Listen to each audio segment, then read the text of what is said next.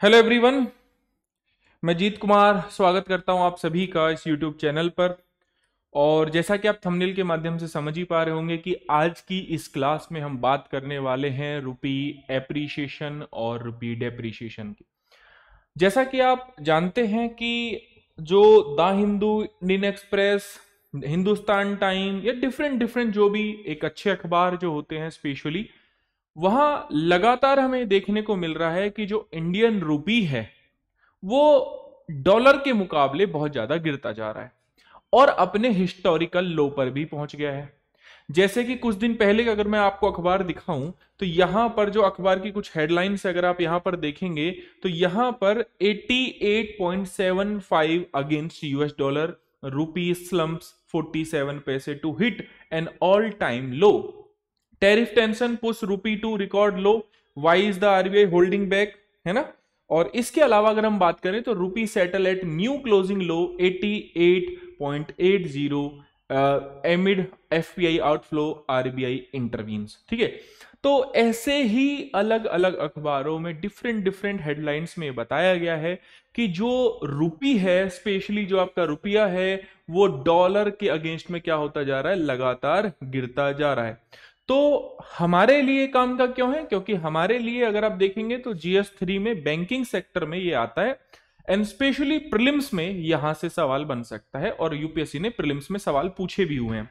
जैसे अगर आप देखोगे तो इको में यूपीएससी ने 2019 में एक सवाल पूछा, जैसे which one of the following is not the most likely major the government of India या RBI take to stop the slide of Indian rupee. तो ये क्वेश्चन आपका रुपी एप्रिसिएशन और रुपी डेप्रिसिएशन से ही पूछा गया है। इसके बाद हम बात करते हैं दूसरे क्वेश्चन की। तो the effect of devaluation of currency is that it necessarily which of the following statement is correct. तो डिवैल्यूएशन क्या होता है, रिवैल्यूएशन क्या होता है, ये खैर किसी और वीडियो में हम जानेंगे। ठीक है, लेकिन ये क्वेश्चन कहीं ना कहीं उससे ही संबंधित है। स्पेशली एप्रिसिएशन डेप्रिसिएशन की बात आज हम जानेंगे, जिसको हम डेप्रिसिएशन लाइक अवमूल्यन और अधिमूल्यन हम इसको हिंदी में कहते हैं। तो आइए वन बाय वन करके चीजों को समझने का प्रयास करते हैं। सबसे पहले हम ये समझते हैं कि ये रुपी डेप्रिसिएशन होता क्या है अगेंस्ट डॉलर, है ना। डॉलर के अगेंस्ट में रुपी का डेप्रिसिएशन और एप्रिसिएशन क्या होता है। जैसे जब मैं बात करता हूं रुपी डेप्रिसिएशन की, है ना, आप ऐसे समझ सकते हैं इसको और अच्छे से समझिएगा ताकि इन फ्यूचर जब प्रीलिम्स में 2026 में, आई थिंक 2027 में, 28 में आपसे सवाल पूछा जाए और पूछा जाएगा भी। बहुत ज्यादा एक्चुअली हिस्टोरिकल लो पर चला गया है रुपया, तो बहुत ज्यादा संभावना है कि एक क्वेश्चन यहां से देखने को मिल जाए।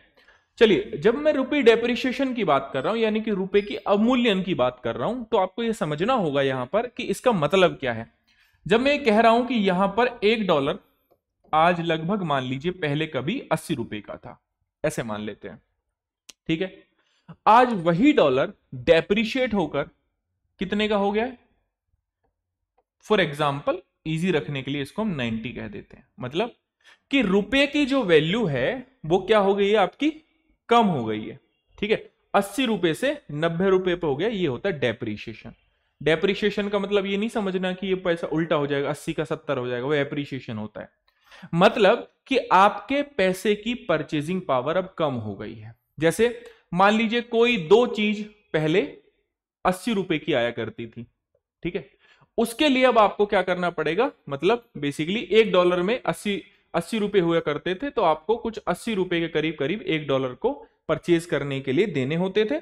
अब आपको 90 रुपए देने पड़ेंगे। इट मींस कि आपके जो रुपए की वैल्यू है या परचेजिंग पावर है वो कम हो गई है। अब ऐसा क्यों होता है, क्या इसके रीजन है, ये हम इसमें, और क्या इसके इंपैक्ट है और क्या इसका सॉल्यूशन है वो भी हम जानेंगे। ये तो हो गया रुपी डेप्रिशिएशन। रुपी एप्रिशिएशन भी साथ साथ ही समझ लेते हैं। ये रुपी एप्रिशिएशन क्या होता है? ये होता है आपका अधिमूल्यन।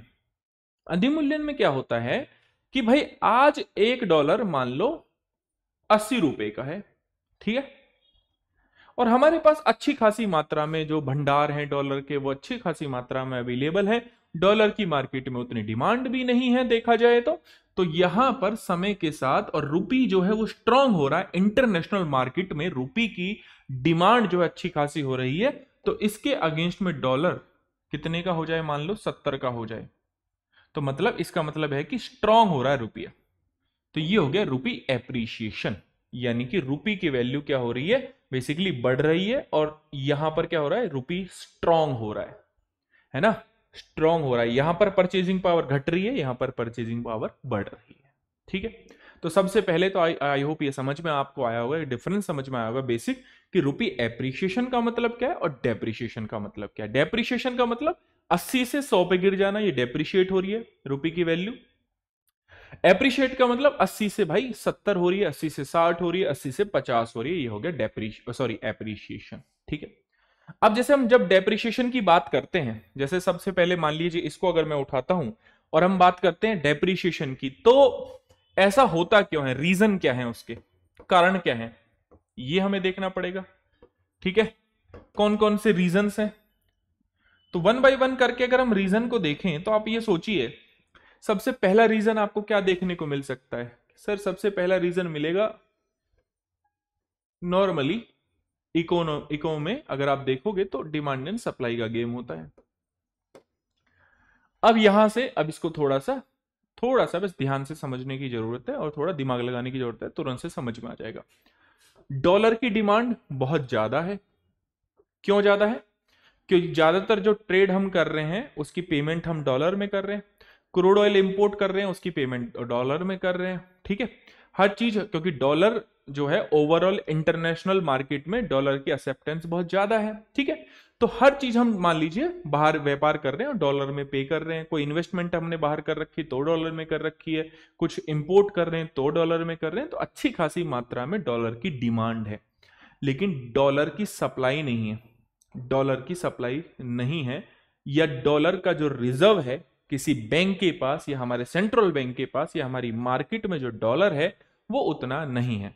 तो जब सप्लाई और डिमांड में मिसमैच होगा तो वी कैन से कि हाँ भाई डॉलर का जो दाम है वो बढ़ेगा। क्यों क्यों बढ़ेगा, क्योंकि आज मान लीजिए, इसका मतलब यह कि भाई 90 रुपीज का हो गया मान लो डॉलर, इसका मतलब यह है कि लोग $1 देने के लिए 90 रुपीज देने को भी तैयार हैं, क्योंकि अगेन कहीं ना कहीं जो अंतरराष्ट्रीय व्यापार जो है, इंपोर्ट एक्सपोर्ट है ना, क्रूड ऑयल मंगाना है, कोई भी व्यापार हमें करना है अंतरराष्ट्रीय स्तर पर, ज्यादातर आपका किस में हो रहा है, डॉलर में हो रहा है। तो एक समस्या क्या है, एक रीजन क्या है, डिमांड एंड सप्लाई, पहला रीजन ये है। आइए दूसरा रीजन की बात हम बताते हैं। दूसरा रीजन जैसे एक अखबार में ही लिखा था, एफपीआई आउटफ्लो। इसका मतलब क्या है, आप सभी को पता होना चाहिए, एफपीआई यानी कि फॉरेन पोर्टफोलियो इन्वेस्टमेंट। अब आप ऐसे समझो इसको कि एफपीआई आप सभी को पता है कि एफडीआई की तरह स्टेबल नहीं है। एफडीआई में मैनेजमेंट भी आता है, एफडीआई में लॉन्ग टर्म इन्वेस्टमेंट आती है, ये शॉर्ट टर्म इन्वेस्टमेंट है। एफपीआई के केस में क्या होता है कि यहां अगर जैसे इंडिया है और यहां पर आपका यूएसए है, ठीक है, ऐसे समझ लेते हैं। अब यूएसए का जो सेंट्रल बैंक है या इंडिया का जो सेंट्रल बैंक है, यहां अगर इनको यूएसए के सेंट्रल बैंक ने ज्यादा बेसिकली आपको जो इंटरेस्ट रेट अगर आपको ज्यादा प्रोवाइड करा दिया, तो ये पैसा यहां से, क्योंकि ये बिल्कुल शॉर्ट टर्म का पैसा होता है, ठीक है, हालांकि वॉलेंटरी रिटेंशन रूट के माध्यम से इसको भी थोड़ा रोकने की कोशिश की है सरकार ने, ठीक है, सेबी ने भी। तो यहां पर अगर आप देखोगे तो यहां से अगर आप देखोगे तो यूएसए वो पैसा चला जाता है, यूएसए से में भी जापान भी जा सकता है, क्योंकि ये शॉर्ट टर्म होता है और काफी काफी जल्दी जल्दी जहां जहां पर इंटरेस्ट रेट ज्यादा होता है, क्योंकि जो इन्वेस्टर होते हैं शॉर्ट टर्म इन्वेस्टमेंट जो करते हैं उनको सिंपल सी बात है, जहां से ज्यादा इंटरेस्ट मिलेगा, जहां से ज्यादा पैसा उनको मिलेगा वहां वो इन्वेस्ट करेंगे। तो एफपीआई का भारी मात्रा में आउटफ्लो देखने को मिल रहा है इंडियन मार्केट से, और इंडियन मार्केट से जब ऐसा देखने को मिल रहा है तो यहां पर डॉलर की क्या आ जा रही है, शॉर्टेज आ रहा है और आ जा रही है। जैसे बहुत सारा एफडीआई भारत में आए, बहुत ज्यादा एफपीआई भारत में आए, तो अच्छी खासी मात्रा में हमारे पास डॉलर अवेलेबल होता है, लेकिन वही डॉलर जब बाहर जाएगा तो हमें वो डॉलर बेसिकली लोग यहां से वो वापस भी लेके जाएंगे, तो डॉलर की मार्केट में शॉर्टेज हो जाएगी। तो वी कैन से एक रीजन यहां पर ये हो गया है। तो इंक्रीज इन इंटरेस्ट रेट एक ही रीजन ये हो सकता है, एक रीजन डिमांड एंड सप्लाई वाला भी हो सकता है। इससे आगे अगर हम देखें तो यहां पर इंपोर्ट बहुत ज्यादा है, मान लो इंपोर्ट बहुत ज्यादा है हमारा, तब भी ऐसा हो सकता है। जैसे इंडिया की अगर हम बात करें, India is a import oriented country, ठीक है, तो इंपोर्ट हमारा बहुत ज्यादा है, और ऐसा भी कह सकते हैं इसके अपोजिट, हमारा जो एक्सपोर्ट है वो बहुत ज्यादा कम है, ठीक है। तो हमारे पास उतने डॉलर्स नहीं आ पाते हैं, या हम डॉलर में पेमेंट जब हमें करनी होती है अगेन अंतरराष्ट्रीय व्यापार के लिए, देन यू विल सी कि हमें यहां पर डॉलर की रिक्वायरमेंट पड़ेगी, और वो डॉलर जब हम खरीदेंगे बाहर से या लेंगे बाहर से तो हमें महंगा पड़ेगा, और जो इसके कंपैरिजन में एज कंपेयर टू हमारी करेंसी के कंपैरिजन में डॉलर और ज्यादा मजबूत हो रहा है, या हमारी करेंसी गिर रही है, ऐसा भी हम कह सकते हैं, ठीक है। तो एक रीजन ये हो गया इंपोर्ट, एक्सपोर्ट कम है, इंपोर्ट बहुत ज्यादा है ना। इंपोर्ट जैसे मान लो क्रूड ऑयल है ना, अब ये क्रूड ऑयल के दाम बढ़ गए, और भारत में क्रूड ऑयल जीवाश्म ईंधन जो बाहर से हम मंगाते हैं वो हमें लाना बहुत जरूरी है, क्योंकि हमारी जो एनर्जी सिक्योरिटी उसी चीज पर डिपेंड हुए। बहुत सारे लाइक कोयला, मान लो कोयला हमने मंगा लिया, हमने बहुत सारा क्रूड ऑयल मंगा लिया, तो उसकी पेमेंट भी तो हमें करनी है ना, तो वो का पैसा कहां से आ रहा है, बेसिकली डॉलर में हम वो पे करना है। तो इंपोर्ट जो है वो बहुत ज्यादा है एज कंपेयर टू एक्सपोर्ट हमारा कम है, तब भी हमें डेप्रीशिएशन देखने को मिल सकता है। These are the basic reason. इसके अलावा एक रीजन और है, जैसे रेमिटेंस। रेमिटेंस को हिंदी में कहते हैं प्रेषण, ठीक है। प्रेषण में क्या होता है, जैसे आप ऐसे समझो कि आपका भाई कोई बाहर यूएसए में रह रहा है और आप इंडिया में बैठ के पढ़ रहे हो, तो यूएसए से वो इंडिया में पैसा भेज रहा है, तो वी कैन से कि उनके हमारे लिए क्या है, रेमिटेंस है। अब भारत के बाहर जैसे जिस हिसाब से यूएसए की पॉलिसीज चल रही हैं, वहां के इंप्लॉयमेंट को लेकर या उनकी प्रोटेक्शनिज्म की जो पॉलिसीज चल रही हैं, तो भारत से जो लोग मान लीजिए वापस भारत में आ रहे हैं, या भारत का बाहर से जो पैसा, पहले जो पैसा था वो आपका अरेबिक जो अरब कंट्रीज हैं उनसे बहुत आता था। अब सबसे ज्यादा वैसे रेमिटेंस अगर हम देखें पूरे वर्ल्ड में सबसे ज्यादा भारत को ही आता है, ठीक है। और कहां से आ रहा है, फिलहाल जो डेस्टिनेशन सोर्स है वो कहां है, यूएस से है। अब मान लो रेमिटेंस भारत में आना कम हो जाए, तो उससे भी हमारे यहां पर डॉलर की जो सप्लाई है मार्केट में वो क्या हो जाती है, कम हो जाती है। एज कंपेयर टू रेमिटेंस अगर अच्छी खासी मात्रा में भारत में रहे तो अच्छा खासा डॉलर अवेलेबल रहता है, ठीक है। ये सारे के सारे रीजंस हैं, ठीक है, जो कि हमें पता होने चाहिए। तो demand and supply, FPI outflow, import, export कम, और हमारा रेमिटेंस कम। रेमिटेंस क्या हो जाएगा, कम। अब जो भी कंडीशन मैंने आपको बताई है उसकी सेम अपोजिट कंडीशन आप एप्रिसिएशन पर ले लीजिए। साथ ही साथ समझा देता हूं, एप्रिसिएशन में रुपया मजबूत हो रहा है, इसका मतलब अच्छी खासी मात्रा में डॉलर मार्केट में अवेलेबल है, या फॉरेक्स जो है हमारे पास डॉलर का वो अच्छा खासा रिजर्व जो है वो अवेलेबल है। तो डिमांड भी ठीक है, लेकिन डिमांड कम है लेकिन सप्लाई ज्यादा है, तो एप्रिसिएशन होगा। अपोजिट ले लीजिए एप्रिसिएशन को, एफपीआई का इनफ्लो हो रहा है, एफडीआई का अच्छी खासी मात्रा में इनफ्लो हो रहा है इंडिया में, है ना। इंपोर्ट की जगह हम एक्सपोर्ट बहुत ज्यादा कर रहे हैं, ठीक है, और रेमिटेंस हमारे पास बहुत ज्यादा आ रहा है, तो हम कह देंगे कि एप्रिसिएशन हो रहा है। इसका जस्ट अपोजिट एप्रिसिएशन है, ठीक है। मतलब यहां अगर मैंने आपको ये इंक्रीज का लगाया तो यहां डिमांड डिक्रीज कर दीजिए, सप्लाई हमारे पास अच्छी खासी है, ये एप्रिसिएशन का अपोजिट एप्रिसिएशन हो जाएगा। एफपीआई का आउटफ्लो कर रहा हूं, डेप्रिसिएशन में इनफ्लो मतलब बाहर से पैसा आ रहा है, तो इसको कर दीजिए, आपका क्या हो जाएगा, ये हमारा क्या हो जाएगा भाई, एप्रिसिएशन हो जाएगा। इंपोर्ट कम कर रहे हैं, एक्सपोर्ट ज्यादा कर रहे हैं, एप्रिसिएशन हो जाएगा। रेमिटेंस बहुत ज्यादा आ रहा है यूएसए से, अरब कंट्रीज हैं वहां से आ रहा है, तो वी कैन से कि हाँ हमारे पास अच्छी खासी मात्रा में डॉलर है, तो एप्रिसिएशन हो जाएगा, ठीक है। जस्ट अपोजिट कंडीशन है डेप्रिसिएशन की, ठीक है। आई होप यहां पर एप्रिसिएशन डेप्रिसिएशन के रीजन दोनों एक साथ समझ में आ गए होंगे। अब हम बात करते हैं इंपैक्ट की, ठीक है भाई, इससे प्रभाव क्या पड़ेगा, इंपैक्ट देख लेते हैं। आप सोचो कि $1 आज 90 रुपए का है, तो हमारे मार्केट में इसका क्या इंपैक्ट पड़ेगा, सोचो, थोड़ी देर के लिए दिमाग लगाओ। जैसे जब हम बात करते हैं कि हमारे यहां पर एक्सपोर्ट मान लो हम करेंगे, तो हमारे यहां पर जो लोग हैं जो एक्सपोर्ट एक्चुअली कर रहे हैं, ठीक है, उनको तो बेनिफिट हो जाएगा। तो वी कैन से कि जो एक्सपोर्टर हैं, एक्सपोर्ट जो कर रहे हैं कहां से, इंडिया से, तो उन व्यापारियों को इसका क्या होगा, लाभ मिलेगा कि नहीं मिलेगा। क्यों, क्योंकि पहले कोई भी चीज वो $1 में अगर भेज रहे थे तो उनको 80 रुपए मिलता था, और आज वो $1 में अगर भेज रहे हैं तो उनको 90 रुपए मिल रहा है। हालांकि हमारा जो प्रोडक्ट है वो आउटर मार्केट में या डेवलप्ड नेशन में, जहां भी जैसे यूएसए में हमारा प्रोडक्ट गया, तो वो क्या हो जाएगा, वो क्या हो जाएगा, चीपर हो जाएगा एज कंपेयर टू जो डॉलर का पहले प्राइस था उससे कंपेरिजन में रुपये अगर डाउन हो रहा है तो क्या हो जाएगा, चीपर हो जाएगा। ये थोड़ा सा ध्यान रखना है। तो एक्सपोर्ट क्या हो जाएगा हमारा, अगर हम एक्सपोर्ट बढ़ा देते हैं ऐसे केस में। अब कुछ कंट्रीज क्या करती हैं जानबूझकर, एक कॉन्सेप्ट और भी समझा देता हूं। कुछ कंट्रीज जैसे चाइना जैसी कंट्री, जो क्वेश्चन पूछा था ना पहले यूपीएससी ने, डिवैल्यूएशन ऑफ करेंसी, वही समझा रहा हूं मैं आपको।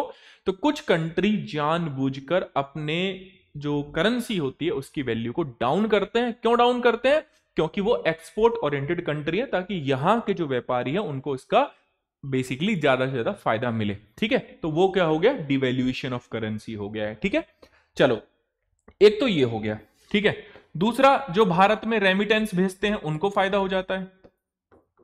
जो रेमिटेंस भारत में भेजेंगे अब उनको क्या होगा, पहले 80 रुपए मिला करते थे, अब कितने रुपए मिलेंगे, मान लो किसी ने $1000 भेजे, तो अब उनको, क्योंकि $1 90 का है, तो अब उनको ज्यादा पैसा मिलेगा इंडियन रुपी में, एज कंपेयर टू पहले अगर भेजा करते थे तो कम मिलता। तो बहुत बहुत सारे लोग ऐसा करते हैं कि कुछ डॉलर अपने पास रख लेते हैं। मान लो जैसे एक मेरा फ्रेंड गया कभी, तो उसके पास कुछ डॉलर बचे हुए हैं, आज $90 का है, तो वो वापस करके आया फिर वो डॉलर, तो थोड़ा सा उससे प्रॉफिट हो गया उस पर। ठीक है, तो वी कैन से कि रेमिटेंस अगर बाहर से आ रहा है तो ये इसका एक बहुत बड़ा फायदा देखने को मिल सकता है। ठीक है, इसके बाद और क्या इंपैक्ट होंगे, इंपोर्ट जो है वो हमारे लिए क्या हो जाएगा। देखो ऐसे ही समझा जाता है नॉर्मल तरीके से, देसी भाषा में अगर समझोगे तो इस तरीके से समझो कि कल को फिर जरूरत ना पड़े, फिर एक बार समझ लिया बस हो गया। इंपोर्ट हमारे लिए कॉस्टली हो जाएगा। ठीक है, या फिर जो बाहर से इन्वेस्टमेंट आनी है, इन्वेस्टमेंट आनी है वो हमारे लिए क्या हो जाएगी, कॉस्टली हो जाएगी उनके लिए। तो हमारे यहां पर इन्वेस्टमेंट भी क्या हो जाएगी, कम हो जाएगी। कि आप सोचो कैसे, भाई उनको एक यूनिट लगानी थी इंडिया में आके, और पहले उसी यूनिट को लगाने के लिए मान लीजिए 80 रुपए लग रहे थे। एक यूनिट को लगाने के लिए मान लो 80 रुपए लग रहे थे। अभी उसी यूनिट को लगाने के लिए लगभग लगभग कितने रुपए लग रहे हैं, मान लो 90 रुपए लग रहे हैं। तो इससे इन्वेस्टमेंट डाउन हो जाएगा। क्यों, क्योंकि इन्वेस्टमेंट अब बाहर की कंपनीज के लिए इंडिया में क्या हो गया है, महंगा हो गया है। ये हमें देखना पड़ेगा। ठीक है, तो इंपोर्ट हमारा क्या हो जाएगा, काफी हमें महंगा हो जाएगा। साथ ही साथ इन्वेस्टमेंट भी भारत में कम होगी। क्यों, क्योंकि इन्वेस्टमेंट भारत में करना इस टाइम पे बहुत ज्यादा कंपनी के लिए कॉस्टली हो जाएगा। और इस टाइम पे वी कैन से कि हमारे यहां पर जो एफडीआई है वो क्या हो जाएगा, डाउन हो जाएगा। और इंपैक्ट अगर देखें तो ये हो सकता है। ठीक है, इसके अलावा और क्या हो सकता है भाई, साथ साथ आपकी इन्फ्लेशन भी बढ़ सकती है। अब आप कहेंगे कि सर ये मुद्रास्फीति क्यों बढ़ रही है, महंगाई क्यों बढ़ रही है। महंगाई इसलिए बढ़ रही है, एक पर्टिकुलर केस की अगर मैं बात करूं यहां पर, तो अगर आप देखेंगे तो क्रूड ऑयल हमने बहुत ज्यादा इंपोर्ट किया, मान लो, क्योंकि हम क्रूड ऑयल बहुत ज्यादा इंपोर्ट करते हैं बाहर से, है ना। बाहर से जब हम क्रूड ऑयल इंपोर्ट करते हैं तो उसके लिए अब हमें ज्यादा पैसा देना पड़ेगा, है ना, ज्यादा जो पेमेंट है वो करनी पड़ेगी, ज्यादा डॉलर्स देने पड़ेंगे। तो उसका इंपैक्ट हमारी मार्केट में देखने को मिलेगा। तो वी कैन से कि इन्फ्लेशन जो है, एक एग्जांपल के थ्रू मैंने बताया क्रूड ऑयल का, तो इन्फ्लेशन भी हमारी मार्केट में बढ़ सकती है। तो एक्सपोर्ट क्या हो जाएगा, अगर ज्यादा करेंगे तो हमारे पॉजिटिव इंपैक्ट होगा, हमारे जो एक्सपोर्टर हैं उनको, व्यापारियों को रेमिटेंस ज्यादा भेजेंगे तो उनको, हमारे इंडियन जो लोग हैं उनको फायदा होगा। लेकिन इंपोर्ट कॉस्टली होगा, इन्वेस्टमेंट कम हो जाएगी, इन्फ्लेशन भी बढ़ने का संभावना है। तो लो कैपिटल भी होगा और इंपोर्ट कॉस्टली हो जाएगी। तो ये भी कैन से कि हाँ, ये सारी सारी चीजें हो सकती हैं। ठीक है, अब एप्रिसिएशन के केस में क्या हो जाएगा, सोचो, opposite, as compare to opposite. क्योंकि अब नॉर्मली देखोगे तो इंपोर्ट थोड़ा सस्ता होगा, एक्सपोर्ट थोड़ा कम होगा। अब क्यों, क्योंकि एक्सपोर्ट पे कम पैसे मिल रहे हैं, ठीक है, रेमिटेंस से कम पैसे मिल रहे हैं। अपोजिट ले लो, जो भी इसका है उसका जस्ट अपोजिट आप कंसीडर कर लीजिए, तो वी कैन से कि वो एप्रिसिएशन की कंडीशन हो जाएंगी। अब इन्वेस्टमेंट एफडीआई इंडिया में आएगा एप्रिसिएशन के केस में। क्यों, क्योंकि अब उनको उस यूनिट को लगाने के लिए मान लीजिए 80 की जगह 60 रुपए, तो 20 रुपए का जो डिफरेंस है वो आ रहा था। ठीक है, तो कैसे हम इस चीज से निजात पा सकते हैं, क्या इसका सॉल्यूशन क्या है, मेन चीज बात करते हैं हम सॉल्यूशन पे। ठीक है, कि भाई कैसे कैसे हम इसको सॉल्व कर सकते हैं। तो सॉल्यूशन में देखो, मैं आपको बता देता हूं कि मैं ये कहूं कि रेमिटेंस ज्यादा से ज्यादा आए बाहर से, ज्यादा से ज्यादा प्रेषण जो है वो बाहर से आए, बाहर के जो लोग, इंडियन डायस्पोरा के लोग जो बाहर रहते हैं, वो ज्यादा से ज्यादा हमारे यहां पर रेमिटेंस अगर भेजेंगे तो इसका एक सॉल्यूशन ये हो जाएगा।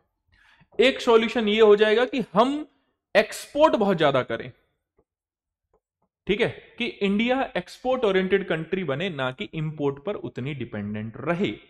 एक ये कारण हो सकता है कि भाई हम इससे सॉल्यूशन में ये निजात पा सकते हैं, ठीक है। इवन इंडिया में टूरिज्म, ट्रेवल, है ना, ये सब बहुत ज्यादा बढ़ जाए, हालांकि उससे कुछ ज्यादा फर्क नहीं पड़ता, लेकिन हाँ फिर भी वी कैन से कि इसको कंसीडर किया जा सकता है कि भाई ये बहुत सारे लोग यहां पर आएंगे घूमने के लिए, रहने के लिए। टूरिज्म में मेडिकल टूरिज्म भी इंक्लूड है, तो हमारे पास अच्छी खासी मात्रा में डॉलर की अवेलेबिलिटी रहेगी। इसके बाद और क्या कर सकते हैं? अब आप ऐसे सोचिए कि यहां पर बैंक भी इंटरवीन करता है ना, तो यहां पर सेंट्रल बैंक भी इंटरवीन करे, है ना, सेंट्रल बैंक इंटरवीन करे। जैसे भारत की अगर मैं बात करूं तो ये सब चीजें मेंटेन करने के लिए आरबीआई इंटरवीन करता है मार्केट में। आरबीआई का एक ऑपरेशन है बाई सेल, कभी और पढ़ाऊंगा, है ना, सेल बाई ऑपरेशन, ठीक है। तो आरबीआई या जो सेंट्रल बैंक है वो इंटरवीन करे, और इंटरवीन करके क्या करे कि भाई डॉलर की अवेलेबिलिटी मार्केट में बनाए।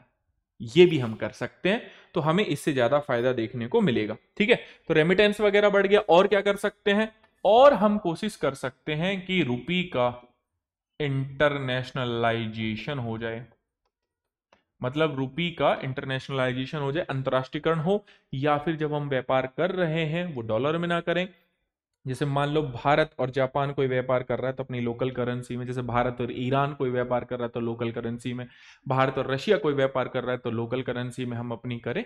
तो इससे भी हम निजात पा सकते हैं कि कल को हमारा जो रुपया है वो अगेंस्ट डॉलर बेसिकली उतना ना गिरे, क्योंकि हर जगह हमें अब इसकी रिक्वायरमेंट नहीं रहेगी। जैसे इसके लिए हमने, अगर आप देखोगे तो इंटरनेशनलाइजेशन ऑफ रुपी के लिए हमने मसाला बॉन्ड चलाया था, है ना, मसाला बॉन्ड रुपी डोमिनेटेड बॉन्ड है, ठीक है। तो इस टाइप से हम बहुत सारे स्टेप्स ले सकते हैं जिससे डेप्रिशिएशन ऑफ रुपी जो है वो ज्यादा ना हो, इतना ना हो कि $1 जो है 90 रुपए का हो जाए, अपने हिस्टोरिकल लो पर पहुंच जाए, और उसका ओवरऑल इंपैक्ट हमारे मार्केट और वी कैन से कि हमारे जो व्यापारी हैं, व्यापारी वर्ग है, उस पर देखने को मिले। तो अब इसका अपोजिट ले लीजिए, एप्रिशिएशन वाले का जस्ट इसका अपोजिट कर दीजिएगा, ठीक है। तो वी कैन से एप्रिशिएशन में कंडीशन अगर आप देखोगे तो एप्रिशिएशन तो अच्छी कंडीशन है, लेकिन ज्यादा ही नहीं होनी चाहिए। ऐसा नहीं होना चाहिए कि $1, हालांकि वो होने वाला भी नहीं है, ठीक है, कि आप ये $1 ₹1 ऐसा नहीं होने वाला है, खैर। बट मैं कह रहा हूं कि ज्यादातर क्वेश्चन जो है वो डेप्रिशिएशन पर ही पूछा जाएगा, ठीक है। एप्रिशिएशन पे भी पूछ ले, हमें कोई दिक्कत की बात नहीं, हम उसका भी जवाब दे देंगे, ठीक है।